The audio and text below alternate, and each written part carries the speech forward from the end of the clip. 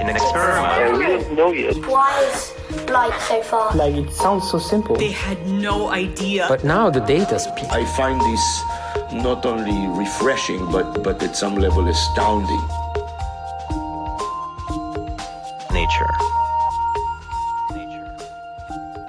Welcome back to the Nature Podcast.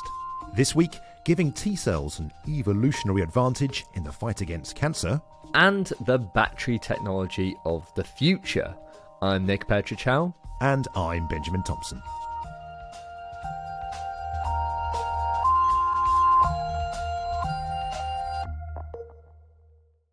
Immunotherapy has revolutionised the treatment of certain types of cancer. One approach is to engineer immune cells like our own T cells to hunt out and kill cancer cells. You may have heard of CAR T therapy, for example, which has shown great promise in treating some blood cancers, but proved less effective at attacking solid tumours like liver or lung cancer.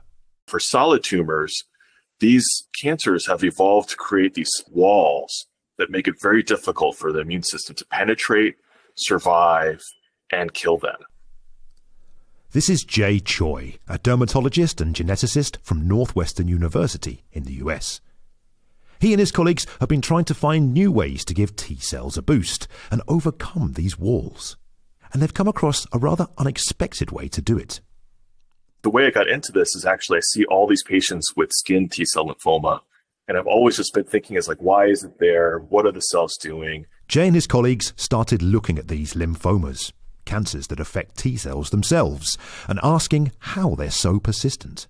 And it turns out through the work that we've been doing for the last 5 to 10 years, we've repeatedly seen that these lymphomas actually have to overcome the same exact challenges that occur with T cells in the solid tumor microenvironment. These T cell cancers have evolved mechanisms to overcome many of the challenges cancerous tumours create for our own immune system. And that gave them an idea. So we hypothesized that evolution has given us a roadmap by which we can learn how T cells have been designed to overcome these challenges, and we can use the power of evolution to power next generation therapies. Jay wanted to take the mutations that lymphomas had evolved and use them to his advantage by inserting them into therapeutic T cells, thus empowering our own immune cells with the cancer's capabilities. But with one pretty big caveat. What we didn't want was a mutation that would be by itself able to cause cancer. That really didn't make any sense to us at all. So all of our studies are really geared to find this safe but supercharged T cell that can actually kill the tumor and its home base, this solid tumor microenvironment. So they searched for useful mutations that wouldn't cause cancer. And it wasn't just lymphomas they looked at. The vast majority of our work have come from these lymphomas, which are cancers. But it actually turns out many of these mutations are shared with T cells that happen to be in even autoimmune and autoinflammatory diseases. We were trying to highlight the fact that many of these mutations are not in and of themselves sufficient to cause cancer because they can be found in patients where it actually doesn't turn into cancer. The team identified 71 mutations that offered these cells an advantage, and they introduced them into therapeutic T cells designed to target tumours. Then they assessed what effects the mutations had, both in a dish and in vivo mouse models. In particular, they were looking for cells that gained the ability to stick around, something that's previously been an issue in solid tumours. For a large part, T cells don't persist in the patient or in the tumor. They may get there originally, they may cause some killing, but they're gone before you know it. So our first in vivo screen was actually looking for, can we find mutations that increase persistence in the tumor microenvironment? And then we want to look at the ability to recognize and kill tumor cells in vitro and vivo, because that would absolutely be needed for potential clinical products. One mutation in particular seemed to fit the bill. A fusion between two genes called CARD11 and PIK3R3. So actually what the fusion does is it eliminates the break from CARD11, which allows the CARD11 to be stronger and active in more situations and actually to be active longer. And so it's been fused with another domain, PIK3R3. We don't really know what that does per se, but we think that it allows it to bind to very desirable protein-protein binding partners, which enables for like a very unique Goldilocks type signaling, which enables enough, but not too much signaling in our T cells. It appears that these fused genes are able to activate biochemical pathways that are advantageous to T cells and downregulate pathways that aren't, giving them a boost when tested in mice. It created this profound ability to thrive in the tumor microenvironment. But then from this study, it turned out that we discovered that using even a small number of T cells, we're able to cause durable, complete remission of very difficult to treat tumors in vivo in these preclinical models. And so we don't know exactly the mechanism, but it seems to get in better. It seems to thrive better in the microenvironment. It seems to proliferate better, and it seems to kill better. But despite these positive outcomes, there were cases when cancer came back. And we think that's because it absolutely relies on recognition of the antigen to be able to activate the pathways which enable it to kill the cell. T cells work by latching onto specific molecules called antigens found on the surface of cancers or infected cells. The team found that when the antigens aren't present, perhaps when the tumour is destroyed or the antigens it presents shift, their fusion-equipped T cells don't show the same abilities, and that can allow cancer to return. So in some ways it's disappointing, because if we could solve all things and prevent cancer, resistance, that would be great. But also it's another highlight of its potential safety that just couldn't do it when the antigen's gone. And safety is paramount with this approach. After all, Jay and the team are choosing to take mutations which make T-cell lymphoma better at being cancer and then insert them into otherwise healthy T cells. And the last thing anyone wants is a therapy to treat, say, liver cancer, which ends up giving someone lymphoma in the process. And Jay is completely aware why this approach could be worrisome for people. I totally understand it. What I would say is just a couple things. Number one is that people have knocked out genes and not realized that they're actually tumor suppressors in T cells and given it to patients. And we have not really found a high evidence that this kind of manipulation causes lymphomas. Number two is that actually, because it seems to really work optimally only when it has the cancer antigen, what we think is happening is that once the cancer is cleared, it should only be able to be maximally functional when the cancer is there for its express, clinical purpose. So that's another safeguard, which just happens to be part of the biochemistry of the molecule. The team looked for any evidence of T-cell lymphomas, in some cases looking in mice over a year after their cancers had been cleared, and they didn't find any. In fact, they say that the populations of their fusion-carrying cells had dropped to less than 1% of the total T-cell population. And yet, understandably, the safety of T-cell therapies remains in sharp focus, especially at the moment. In January, the US Food and Drug Administration wrote to several manufacturers of CAR-T therapies, asking them to add warnings about the risks of secondary cancers to their products.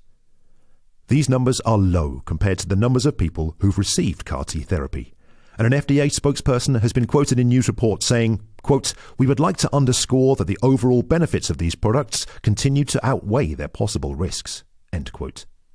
Lionel Apito from Indiana University is an immunologist who works on boosting immune cells' ability to fight cancer, but wasn't part of the research team. He also has concerns about therapeutic T cells transforming into secondary cancers, especially when it comes to scaling up a therapy. The difficulty is the numbers game. Poor choice of word, because it's not a game. But the thing is, testing it on a few patients and saying like the T cells can be there for 10 years, it's already like a major achievement. But now, making sure that if you treat hundreds or thousands of patients, making sure that those cells, they persist, and making sure that they are not getting transformed is a major, major challenge. Because even if a tiny proportion of patients experience issues, that is, of course, devastating. And that's the reason for these investigations. Jay is thinking about further safety precautions for his fusion T cells, like adding molecular switches, which would allow them to be turned off if something goes wrong. But there's a lot more work to do beyond that. Lionel was impressed by Jay's choice to only use one fused mutation, which is likely to reduce the risk of secondary cancers developing, although it's still not without risk. That has to be taken with caution, because sometimes it's true that even a single mutation can drive transformation. But if that mutation is in normal cells and using the strategy they used, I think it can be really an approach that can be tested. And actually, they ensured about the safety in multiple ways. Like they transferred the cells, they waited more than a year. So keeping in mind that they worked with mice and the mouse lifespan is usually 2 years, and they didn't see any transformation or any secondary cancers. Lionel thinks there's still a lot to learn about exactly what the fusion gene is doing in different types of T cells. And Jay and the team are keen to learn more about the mechanisms through which their powered up T cells are killing tumours so efficiently.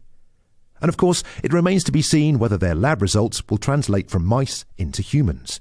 But Jay thinks that the approach that they've taken could offer their method an advantage in the long run, helping to develop therapies that stick around, particularly for difficult to treat solid tumours. None of these preclinical models predicts exactly what happens in patients. But I think that we're potentially opening up new paradigms to think about how do we control functions biochemically and genetically with our data. I think we're potentially within a couple of years of really testing this to see whether it can actually go through. And in addition, we're within a couple of years of really finding out whether this is enough or whether we need to add and layer on more things with it.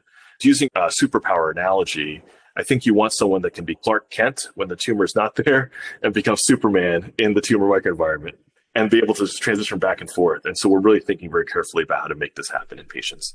That was Jay Choi from Northwestern University in the US. You also heard from Lionel Apatow from Indiana University, also in the US. To read Jay's paper, head over to the show notes for a link. Coming up, the myriad ways researchers are trying to make batteries better. Right now, though, it's time for the research highlights with Dan Fox. How would a lawn sprinkler spin if it sucked in water instead of spraying it out? Well, this question, that you probably never thought to ask, may have an answer, thanks to a new experiment. In normal operation, an S-shaped lawn sprinkler rotates because the water shooting from its nozzles in one direction pushes the device to spin in the opposite direction. But if the sprinkler is underwater and sucking in water, the nozzles do not simply act as reverse jets, because the water flows in from all possible directions. These complexities have puzzled scientists since the problem was first laid out over 100 years ago, even proving a challenge for a young Richard Feynman who tackled the idea as a graduate student. Now though, researchers have carefully designed a new experiment using an ultra-low friction bearing to remove confounding effects like turbulence. They found that the reverse sprinkler rotates forwards instead of backwards, but unsteadily, and at only about 1/40th of its normal speed. Detailed observations backed up by mathematical modelling suggest that a weak jet effect inside the device dominates the sprinkler's motion. Jet over to Physical Review Letters to read that paper in full. Climate change is erasing the environmental history preserved in a Swiss mountain glacier. Ice sheets and glaciers are natural environmental archives. They record the pollutants that are captured each year in snow, which is eventually compressed into layers of glacier ice. But with a warming world, researchers wanted to assess how these ice records are being affected. In 2018 and 2020, they drilled cores from the Garcia glacier in the Swiss Alps at an altitude of around 4,100 meters. They found that the 2018 core contained ammonium, nitrate and sulfate ions, signatures of pollution lacing the snow that had fallen year after year. But the 2020 core had much less of those signals in its deepest layers. That's presumably because warm air temperatures had melted the top of the glacier and the meltwater had percolated deep into the glacier and literally washed away the ions. The authors say that in just 2 years, the glacier has been lost as an archive for reconstructing major atmospheric aerosol components. Read that research in full in Nature Geoscience. A revolution in battery technology is necessary as we move into a more electrified future. Switching more technology to run just from electricity is a key step needed to achieve our goals on climate change, especially as more of that electricity comes from renewable energy. But that requires better batteries. Currently, cars are leading the way, with many nations declaring that all new cars must be electric by 2035 or earlier, putting a lot of pressure on researchers to come up with improved battery technology. Lithium-ion batteries have been crucial to this so far, and they have come on leaps and bounds since their invention. But when it comes to cars, there are speed bumps.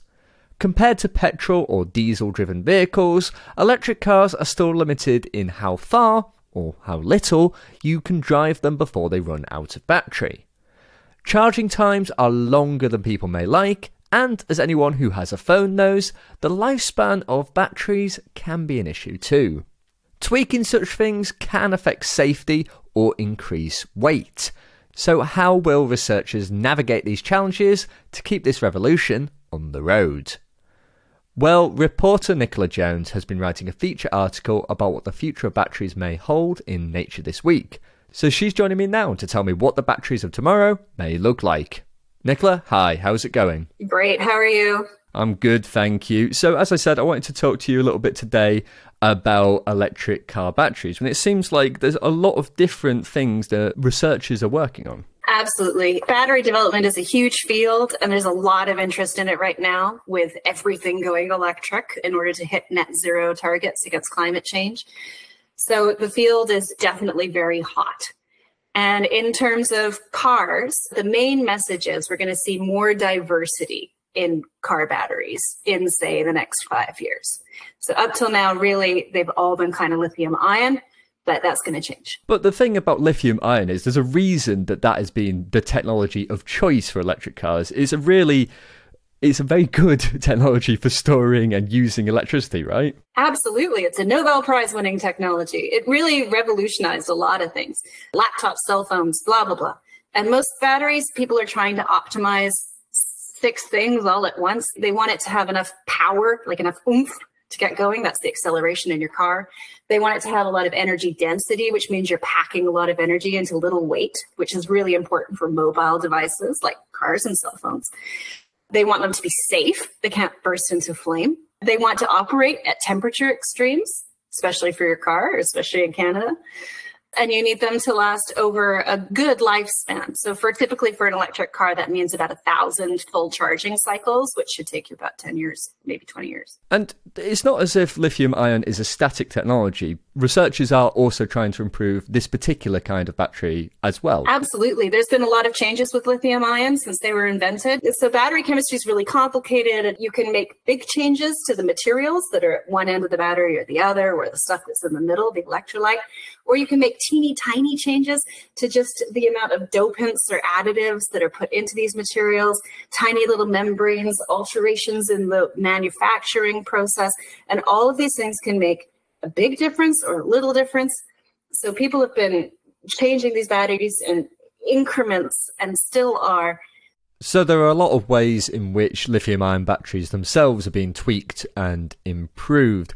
But as I understand, one of the issues thus far when you improve the electrodes is that it can affect the safety and the lifetime of the batteries. So that's something researchers need to address. And one of the ways in which researchers are trying to address some of these issues is by using solid-state batteries. Can you explain a little bit about what these are and how they may help batteries become better in the future? Mainly what's happening is people are trying to change the positive end and the negative end of the battery into different materials that offer a greater energy density, theoretically.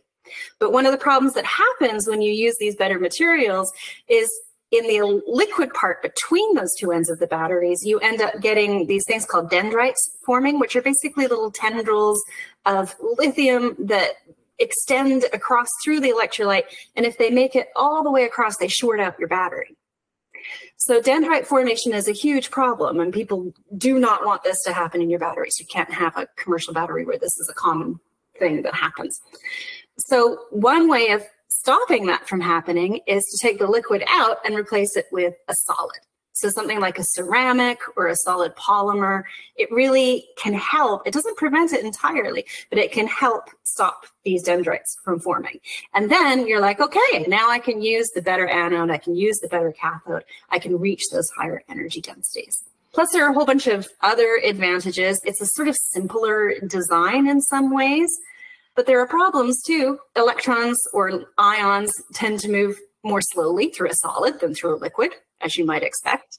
And so that can have a problem with things like charging times or power. So there are pros and cons. But yeah, I guess the challenge with solid state is that we don't really know how to make it yet. I mean, we can. There are companies out there that are making solid state batteries, but it's tricky. The manufacturing process is tricky. You need the layers to be really well bound to each other, and that's a hard thing to do. And there are just a variety of issues with the manufacturing and even with the specific design that you're working on. And then it's hard to know exactly how these batteries are going to pan out.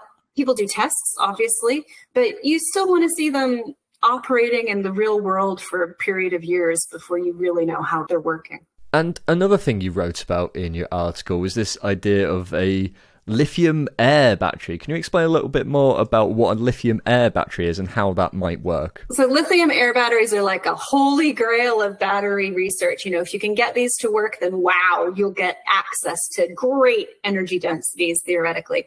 But it's really hard to do. But there was a group at Argonne Labs that had a great lab result last year with a lithium air battery. And so the idea here is that you have a lithium plate at one side, you have a solid state material in the middle, and you're going to make a lithium oxide of some kind at the cathode, the positive side.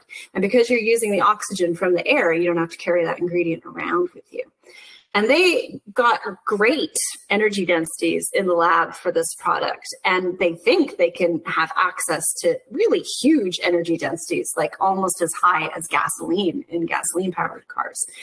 So we'll see where that goes and how that pans out. But for now, they have a tiny little lab test cell. And there's a lot of hurdles and difficulties in scaling these things up, in manufacturing them, all sorts of issues to do with price and safety and longevity. And moving away from cars slightly as well, this incredible energy density that this technology could offer may be useful for things like aircraft, right? Yes, that's right. Lithium air has such a huge energy density that maybe it would be great for, battery-powered planes or helicopters or other craft. So right now there's a lot of enthusiasm for air taxis. So maybe you get to the airport and you need to get to your hotel. You want to skip the traffic. You can get, and basically it looks like a little helicopter of some kind, and it takes off and takes you to your hotel. And if you can have those, well, they are battery powered, but if you want them to be able to go further and carry more weight and not have to recharge so often, then having a lithium air battery would be great. Oh, I can't wait to see the regulations that those sort of things will need as they come into play. Absolutely. And another thing that you talked about a bit in your article as well is this sort of desire for cheaper batteries that are going to be more and more cost effective. What's the research sort of finding here? What are the ways that researchers are trying to make battery technology cheaper? This is about the resources. This is about the materials that you're using to make your battery.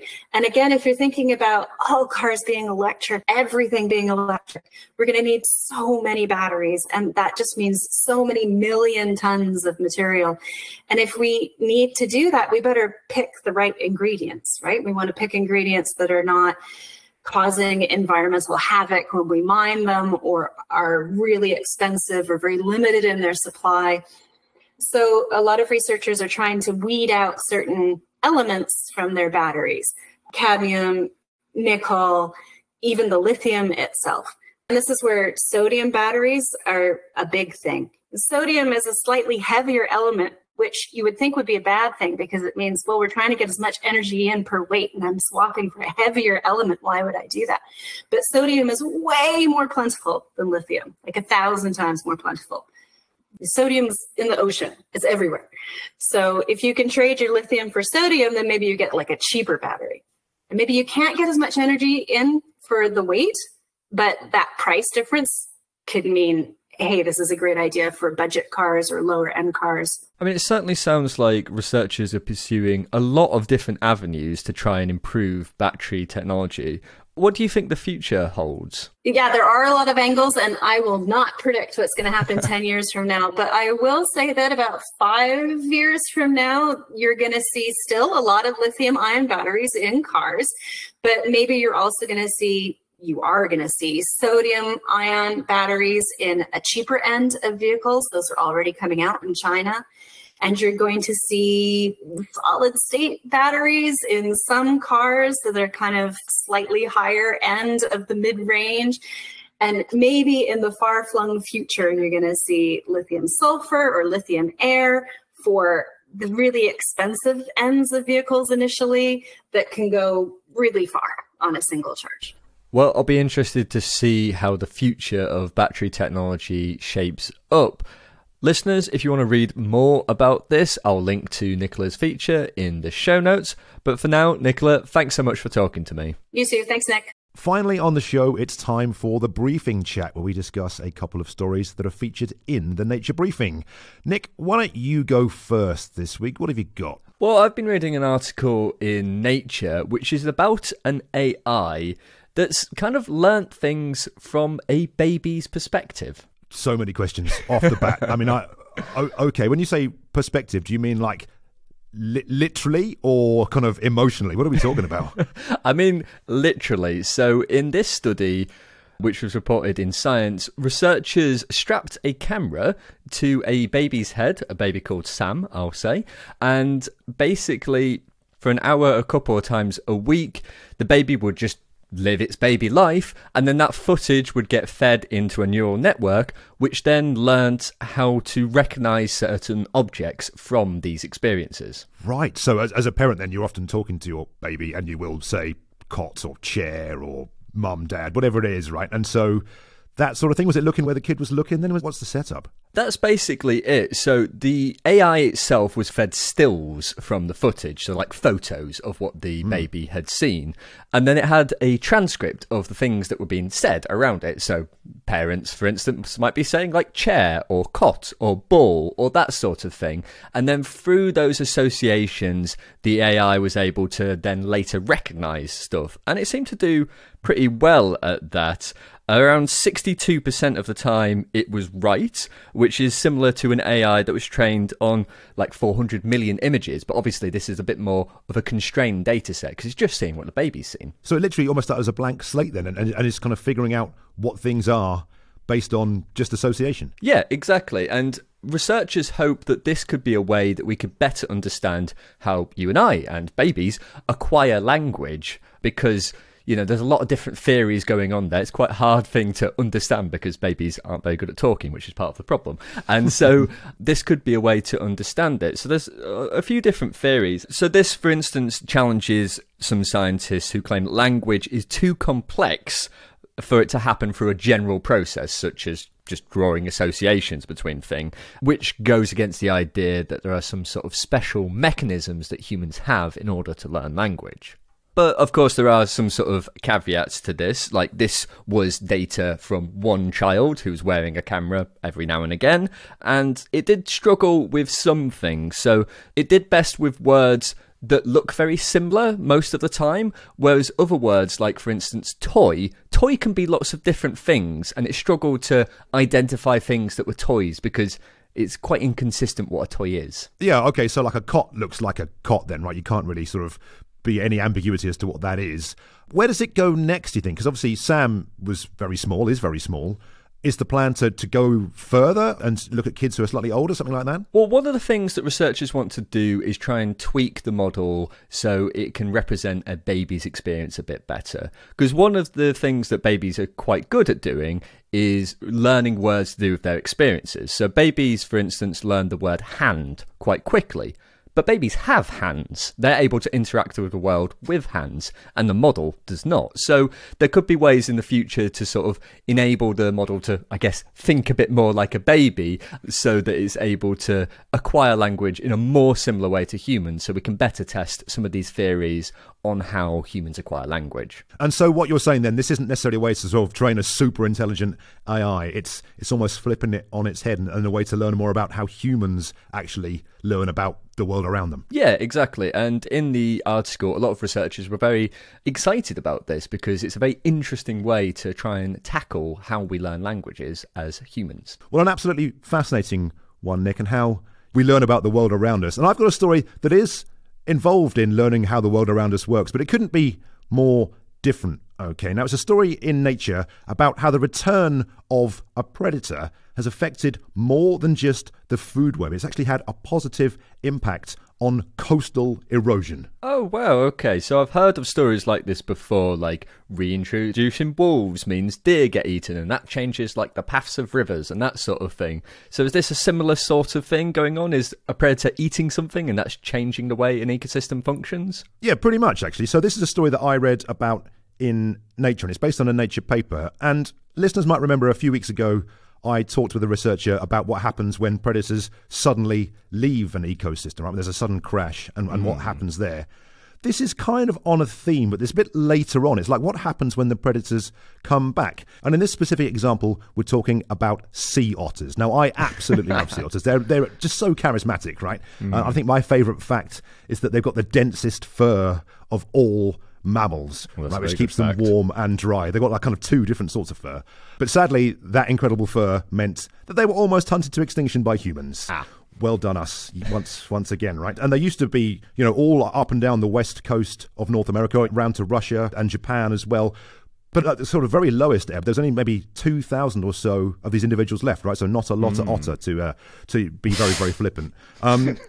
But things have changed since then. Okay, so hunting bans and conservation efforts have come in to help, return these animals to their original population size, get towards their original population size and go back to their old habitats. And one of these places includes the coastal salt marshes of California's Elkhorn Slough. So this is a giant ecosystem. And as you and I have heard on the podcast before, salt marshes, they're absolutely crucial, right, for a variety of different wildlife, but they're threatened by, all sorts of different things. So this is about a predator that used to be in a place coming back to that place. So what were the sort of effects of that? Well, this is where things take kind of a bit of a turn, right? So the otters themselves didn't have a direct impact on the coastal erosion, right? What they did was otters love to eat striped shore crabs. Okay, they absolutely love eating these crabs. Right? These are burrowing crabs.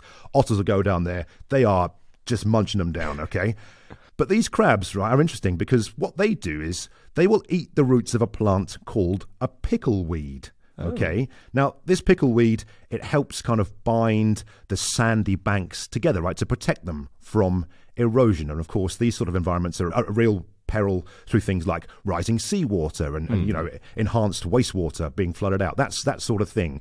And so the pickleweed was kind of holding things down to an extent. But of course, the crab was just eating them all and just doing so with abandon.